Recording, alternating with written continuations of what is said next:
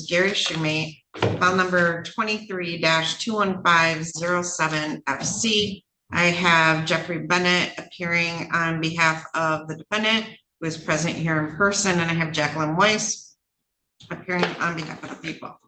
I have received sentencing memorandums from the defendant as well as response by the prosecutor. I believe it was yesterday. Ms. Miles dropped off a victim impact statement with a request for restitution, which we will address. So, Mr. Shoemate, have you had a chance to meet with your attorney and read and review the pre-sentence report? No, we reviewed it. We reviewed it over here. No, Right. We reviewed it in the jail. Oh, we did the first time.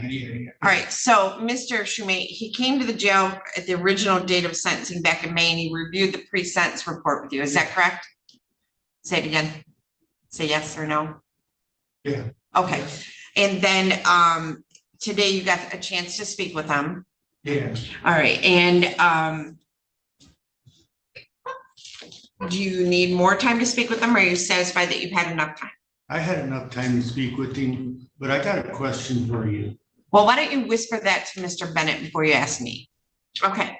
Are you satisfied with Mr. Bennett as your attorney and the advice that he has given you? Yeah. Yes, okay. The answer is no in May. Is it yes now? Yeah. Okay, good.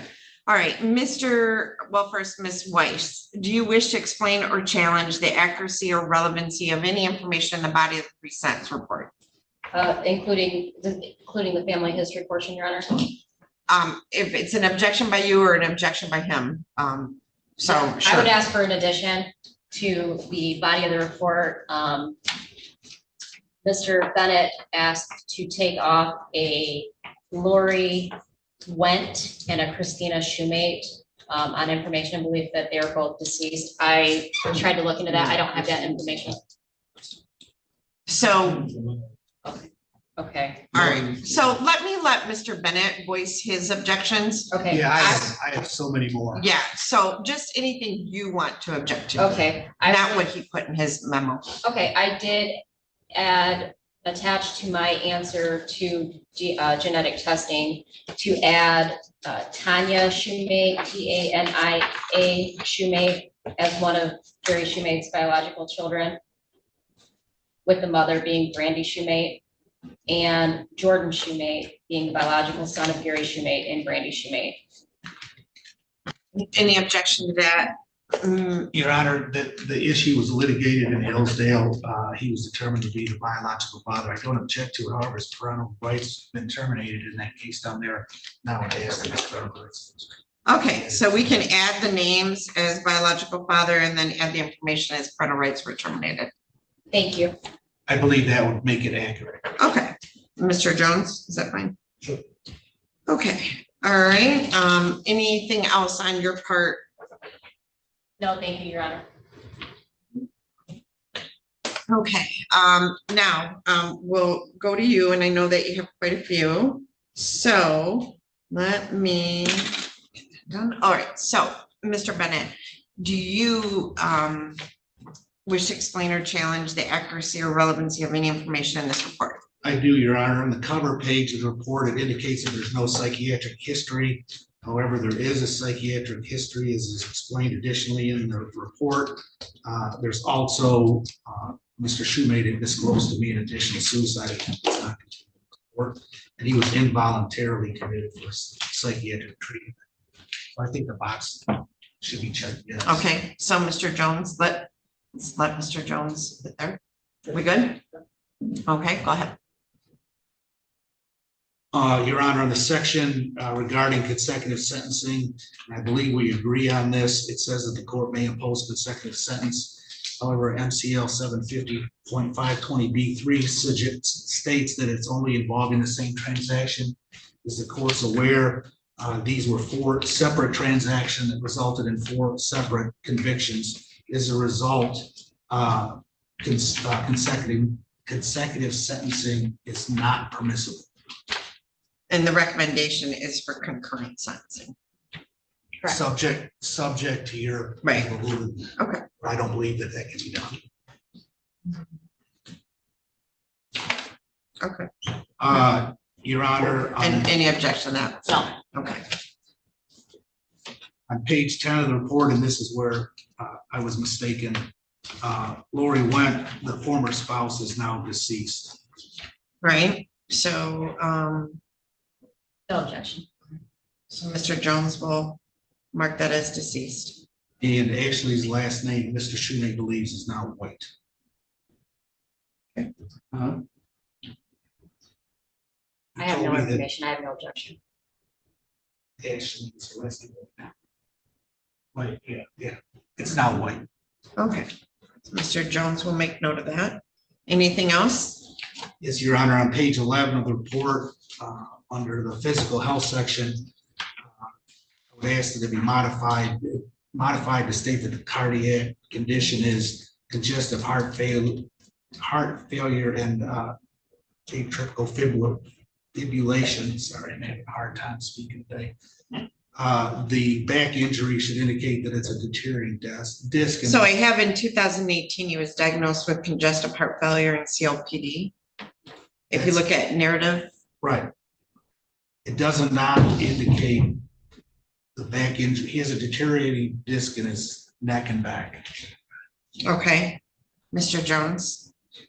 I can change it, but I have back injury, I just like to, I don't know. I guess I was just being more specific, but he also has. That's fine, Judge. Okay.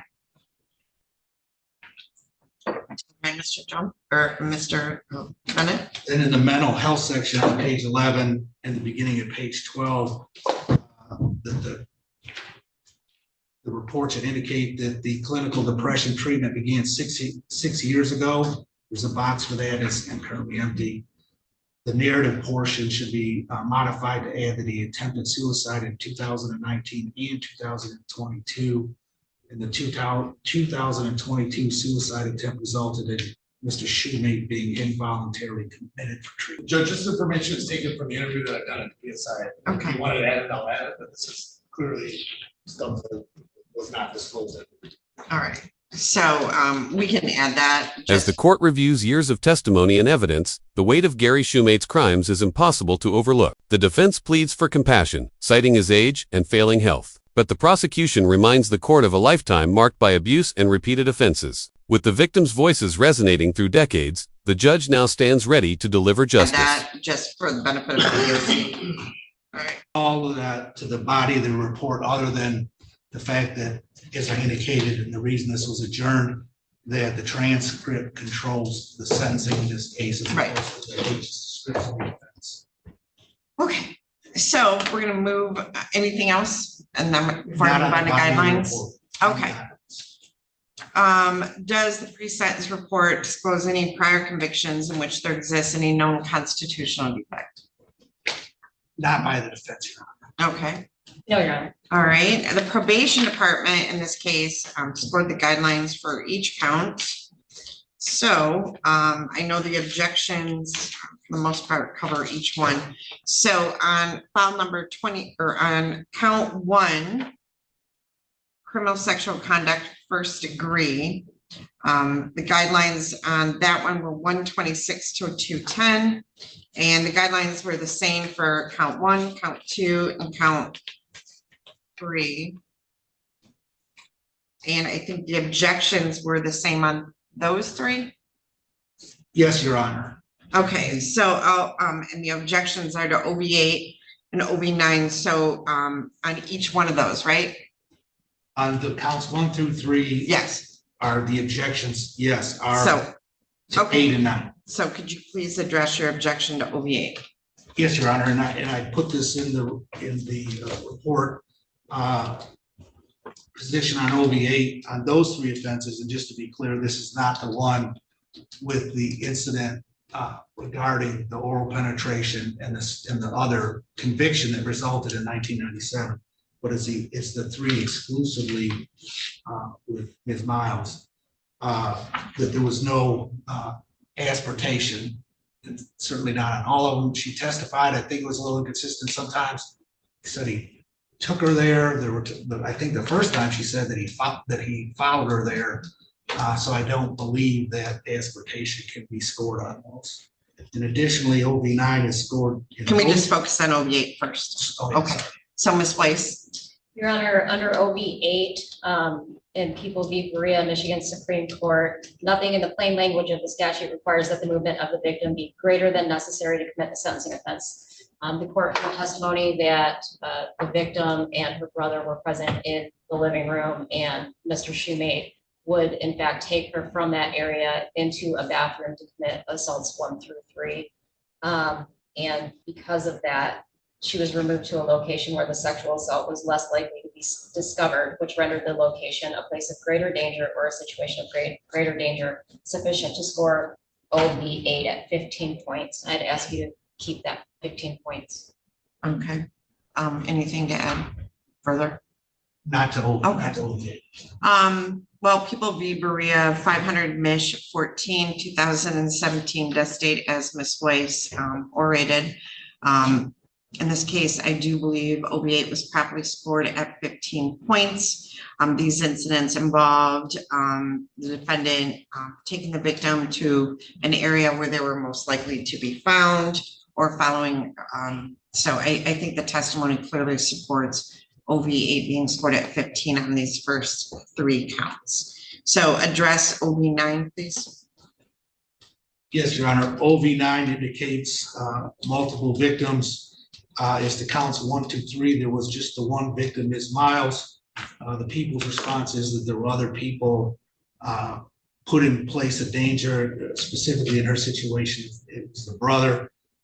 However, this is sexual assault against his daughter, not a son. I don't believe he was a victim in the case. And additionally, if you score OV9 and you're going to score all the counts separately, then OV9 could only be scored in one of the 3 counts. There was testimony that on one incident, the brother was there. There was no testimony that the brother was there on any of the other counts. Your Honor, again, the testimony, as I recall, was that on most of these occasions when it would occur, her and her brother would be sitting watching cartoons, and Mr. Shoemate would take her from that location into the bathroom. A person may be a victim under OV19, even if he or she, OV9, I'm sorry, even if he or she did not suffer actual harm. A close proximity to a physically threatening situation may suffice to count the person as a victim. People v. Gratch, 299 Mich. Ave. 604. There's sufficient testimony at the trial to score OV9 at 10 points. All right, I do agree with the people on this. The testimony at the trial did support that the brother was in the vicinity when these events occurred. So I will leave OV9 scored at 10 points on count 1, 2, and 3. So count 4, and there were no more objections on those 3 counts. And then count 4, criminal sexual conduct, 4th or 1st degree, was also scored 126 to 210. There was no objection. Well, you were objecting on count 8 on that one. Is that correct? As to the asportation, yes, not the number of victims. Okay. So with regard to the asportation, what's your objection under OV8? It's the same objection that the girls were present. He didn't take them anywhere.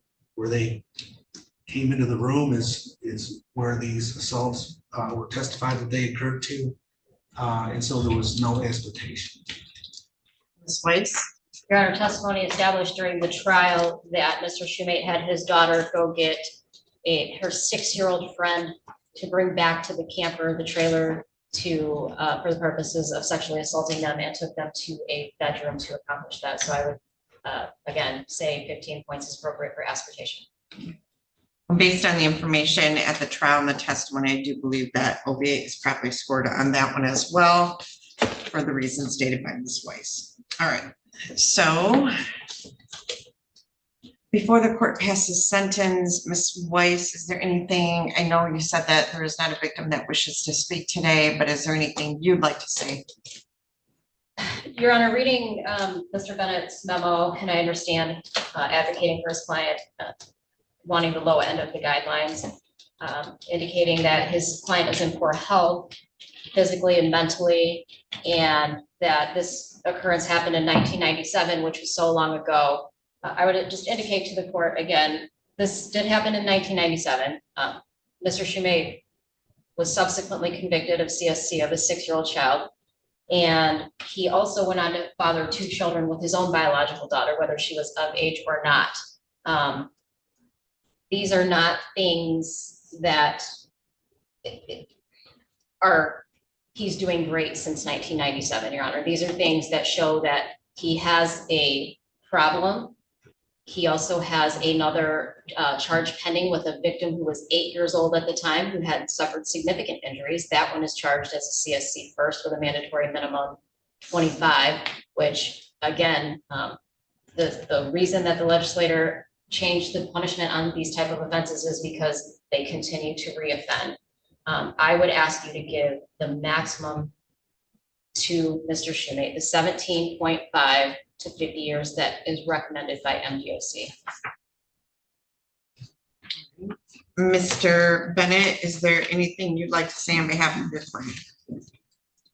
Yes, Your Honor, and just to, go over, I'm thinking of the punishment and the sentencing rationales, the normal things that you would think the reason you punish people tend to go away as applied to Mr. Shumate based on the, nearly 30 years. The time the deterrence works, the time the retribution works, are when this stuff happens. And unfortunately, well, he did at the same time, I guess, was convicted of the other case in the one instance in 1997, or about 1998, he was convicted. He is an older person now in 2024, 60 years old. He's in deteriorating physical and mental health. And when you look at incapacitation, regardless of whether it's the 126 or the 210, it's probably a life sentence for him. I think he knows that. But it's being an old case, asking the court to sentence at the bottom of the guidelines in the interest of justice and to properly apply the law to the facts that were testified to at trial. Mr. Shumate, is there anything you'd like to say on your own behalf? And make sure to speak loudly into the microphone. No, I'm just gonna let it go. Okay. In determining the appropriate sentence in these cases, the court has considered the seriousness of the offense, your history, the principle of proportionality, the statutory penalty, the cost of confinement, the sentencing guidelines, the report and recommendation of the probation department, as well as what has been said upon the record at this hearing. The criteria and reasons for the sentences are the nature and gravity of the offenses, the discipline appropriate to its commission, deterrence against repetition by you and by others, the potential for reformation, vindication from law, and the protection of society.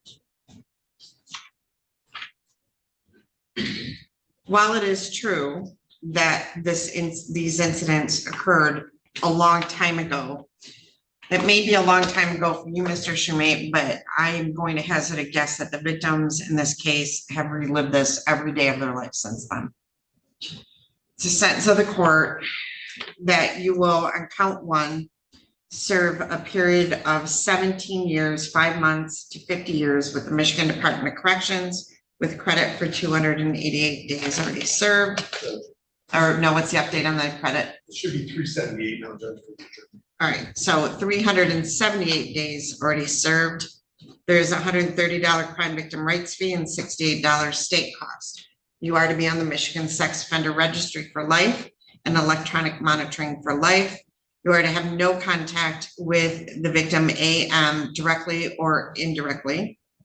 On count 2, it's a sentence of the court that you've served a period of 17 years, 5 months with the Michigan Department of Corrections to 50 years with credit for 378 days already served. And that's with MDOC, $68 in state costs, same requirement to be on Michigan Sex Offender Registry for life and also on electronic monitoring for life and no contact with the victim AM. On count 3, Sentence of the court that you will serve 17.5 years to 50 years with the Michigan Department of Corrections with credit for 378 days. $68 in state costs, required to be on the Michigan Sex Offender Registry for life and on electronic monitoring for life, and no contact with AM directly or indirectly. On count 4, sentence of the court that you will serve 17.5 years to